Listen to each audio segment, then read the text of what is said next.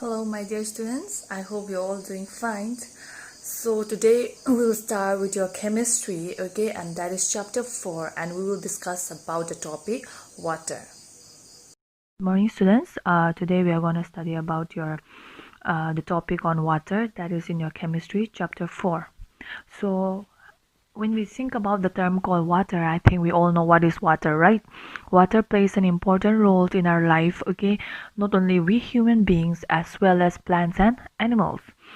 So water is the most important natural resource. Just imagine us without surviving without water. What will happen to us? We won't even able to do our daily needs, right? And even plants won't able to undergo the process of photosynthesis, and even animals will not able to survive without water for a long time. So at the same time, water is also needed for agriculture industrial purpose, okay? So if there was no water, just imagine our crops, the agricultural products, we will not able to get them. All the fresh vegetables that you get daily in the market, you will not able to get them if you do not have a water supply, okay? And then even plants and animals and human beings will also die without water, okay? Living beings can survive without food for a few days, but not without water. Just imagine how water is important in our life, okay? So that now when we come to water, there are sources of water from where we get, okay? So when you think about our earth, okay, just recollect the diagram of, or the structure, or the picture of an earth, okay? You will see that there are mostly the earth is colored in blue. Why is that so? It is because 3/4 of the earth's surface is covered with water, okay? So that's why we often call the earth as a blue planet or a water planet, because it is covered around 3/4 of the earth's surface. And when I told you, when you recollect the image of an earth, you will always see most of the earth is covered with blue color, okay? And then since we know that the presence of water is abundant on the earth, but all this water that is present in the earth, it is not uh, it is not for drinking purpose, okay? They are not usable. Every water that is present on the earth is not usable for human beings, okay? Like 97% of the earth, okay, 97% of water is found in seas and oceans, okay? At the same time, but they are not they cannot be used for drinking and irrigation. And then 3% of the earth water is available for us as fresh water, okay? That you'll get it in the glacier, rivers, lakes, ponds, spring wells, etc., okay? But among here, only less than 1% of water is suitable for drinking purpose, okay? Because 97% is mostly ocean and seas, and we know that the seas and the ocean waters are very salty and cannot be used for drinking purposes. At the same time, when you look, the sources of water can be divided, the sources of natural water can be divided into two groups. Here you can see is that the surface water and the underground water, okay? Now let's come first to the surface water. What is surface water? By the term called surface, you will know that the water that is present on the surface of the earth, okay? So what are those waters that are present on the surface of the water? You can get in the form of rainwater, you can get in the form of ocean and sea water, you can get in the form of river water, lake water, and pond water, okay? So but rainwater you can understand by the name called rainwater. It's obviously you get the water from the rain, okay? So this rainwater, it is the most purest form of water, okay? It you can before it reach the earth's surface, the rainwater is the purest form of water, okay? And what does it so what happened is that when the rain falls, okay, the water sticks to, when the rain starts falling towards the earth, okay, falling towards the surface of the earth, what will happen is that it gets stick to dust particles and it dissolve a large number of gases present in the atmosphere, okay? So sometimes it can contain, these atmospheric gases will contain such as your sulfur dioxide, carbon dioxide, nitrogen dioxide, and ammonia and etc. So when the rain falls, it comes in contact with all these gases that are present in the atmosphere, such as your sulfur dioxide, I told you, as your carbon dioxide, nitrogen dioxide, and your ammonium. Next one you have is your ocean and sea water. Okay, so this ocean and sea water, as I told you, they are the largest amount of water that is present on the earth, and it is the most impure form of water. Remember, the purest form of water is rainwater, and the most impure form of water is your ocean and sea water. Why is it? It contains this ocean, okay, it covers around 2/3 of the surface of the earth.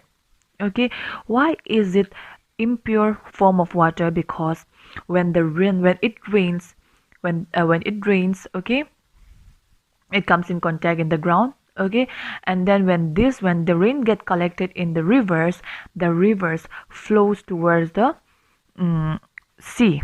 Okay, when it flows towards the sea, it carries along with them dissolved impurities. Okay, it carries along with them dissolved impurities as well as salty as well as minerals. Okay, so these minerals and these impurities, they begin to flow along with the river water, and then they start accumulating in the ocean, the seas, which make the sea water salty and which cannot be used for agriculture and irrigation purposes. Okay, next one you have is your river water. So what is river water? So water, okay, from the rain and from the glaciers, okay, they start getting melt. So when they start melting, they flow along the surface of the earth. Okay, when they flow along the surface of the earth, they start forming a river. So what will happen is that this river, they contain both soluble and suspended particles. Okay, suspended particles are those particles, okay, those tiny type of particles that stay below the water. Okay, they stay below the water. At the same time, it also contains minerals and organic matters like clay, sand, straw, bacteria, etc. And then the next one you have is lake water. The lake water is the water which you get from the rain, rivers, and spring. So here what will happen is that, have you ever seen a lake? I think you all have seen a lake, right? So in this lake, what are lakes? So in the earth, you can see that there are many deep and large hollows. Okay, so in these deep and large hollows, the water start getting collected there, where it forms your lake. The next one you have is your pond water. This pond water, they contain both dissolved and suspended impurities. Dissolved means that gets completely dissolved in the water. Okay, so what will happen is that this pond water, all the rains that is being, sometimes this rainwater is collected, okay, they get collected in a small and shallow hollows, okay, on the surface of the earth. So here this type are known as your ponds. Ponds are usually smaller. Okay, so when you find any small and shallow holes in some part of a land, there the rainwater get collected and they form the pond. Next one you have is your underground water. So what is underground water? Is those water, okay, which the rainwater or any water which gets collected on the surface of the earth, okay, and then what will happen is that it will start get collected on the earth, on the solid rocks. Okay, so all the water which stays on the surface of the water, okay, they get collected on the solid rocks underground it, which forms an underground water. Or we can also say that when it rains, okay, the soil, they start absorbing the water that is present on the surface of the earth, and then the water starts settling below the soil, and that forms your underground water. So this underground water, the main source of underground water is your spring water and your well water. And remember this, the water that is obtained from these sources are not always pure or are not always fit for drinking and cooking purposes. Okay, so they are not always fit for drinking and cooking purposes. So what will happen is that how to use them. So what we'll do is that these impurities and these germs will always be present in them sometimes. Okay, so we can remove them through various methods which will be fit for us to drink. So the underground water, there are two sources. One is your spring water and one is your well water. So in your spring water, they contain uh, inorganic impurities, and they contain lots of minerals such as your soluble salts, then that are dissolved in it. Soluble salts such as your sodium, potassium, calcium, etc., that get dissolved on it. And also it contains soluble gases, but what happens is that the spring water, they have a good taste because of the minerals that are present and because of the soluble gases which are present. So it develops a good taste and is also used for drinking purposes. Next one is your well water. This well water, they contain lots of carbon dioxide and mineral salts dissolved in it. And this well water, I think we are all using a well water, right? So we all know that well water are used for mostly for our household purposes, right? So they are mainly used for drinking and irrigational purposes. Nowadays what happens is that we also have a tube wells where we fix a pipe and directly pump. We fix a pipe inside the tube wells where it start pumping out the water and where it can directly store in our tanky. Now next we have is 3 states of water. So water exists in 3 states, right? That is, you get in the form of solid, that is your ice, you get in the form of liquid, that is water, and then you get in the form of gas, that is your vapor. So let me give you, even in the earth we get water in 3 states, in 3 form of states. I'll give you an example. That is your Arctic and Antarctic Ocean. And top of high mountains, they are full of snow, or they're full of ice, that you get it in your solid form. Another one is that your oceans, seas, lakes and rivers, they have water, that comes in your liquid form. Another one is that there are lots of water vapor present in the atmosphere. There are lots of water present in the atmosphere which comes in the form of your water vapor, that is your gas. So even in our homes we also have these 3 states of water. Like you have your fridge where you can put where you can put a water and it gets converted into a ice, that is your solid form. And then you have another one is that the liquid water, which has been used by us every day, that is used for drinking. We can be using for washing, or we can be using for cooking. Another one is that we can observe gases or water vapor. That is when we start boiling the water. When we start boiling a water, we can observe a gas or water vapor present in it. In this way we can find 3 states of matter, whether it comes in terms of inside your earth, or whether it comes inside your home. And then the next topic you have is interchangeability of 3 states of water. So these 3 states of water, we know that they're interchangeable, right? So that, what do you mean by interchangeable? Means that it can change from one state to another by changing the temperature. Remember that the solid, liquid and water gas can be changed, and we can bring them back to its original form only when there is a temperature. If there is no temperature, you cannot turn them back into solid, liquid or gas. So this changing temperature, what will happen is that when you raise the temperature, I'll show you with the help of an example. Here you get your solid form, your liquid form and your gas form. So suppose my solid form here, I raise the temperature.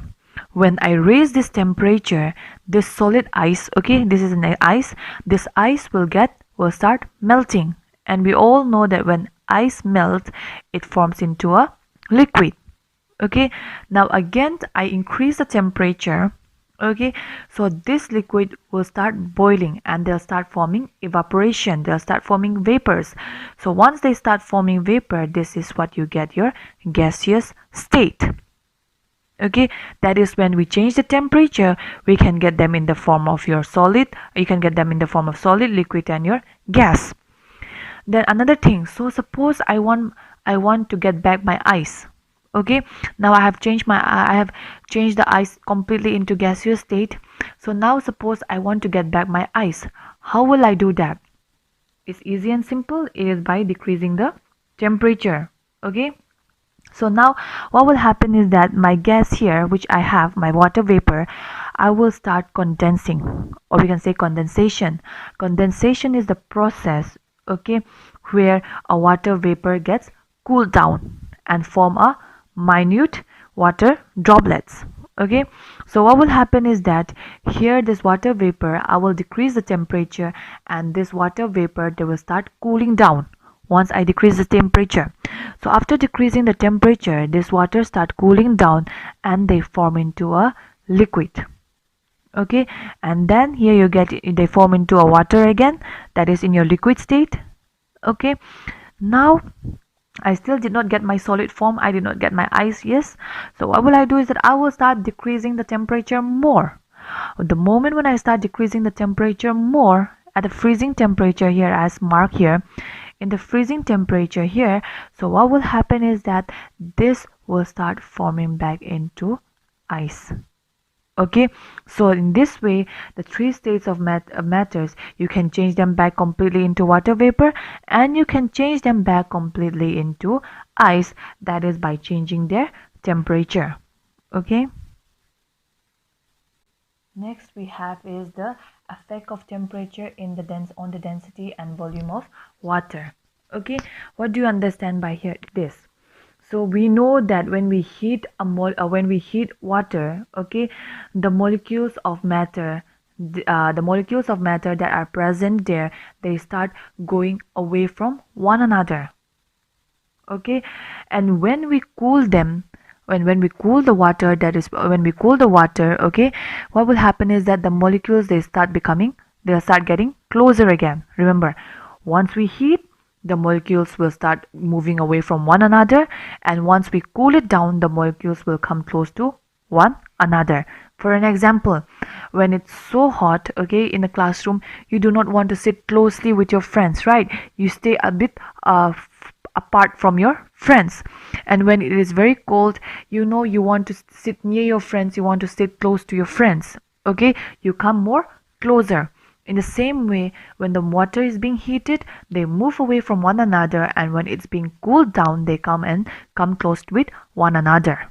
Okay, so what will happen is that when the rise of temperature, okay, of water, you know that it causes its molecules, they begin to spread. Okay, when the molecules, they start moving away from one another, okay, they will result in decrease in the density. The density of water will become very low once I start heating, and once I start heating, the molecules will start moving away from one another, right?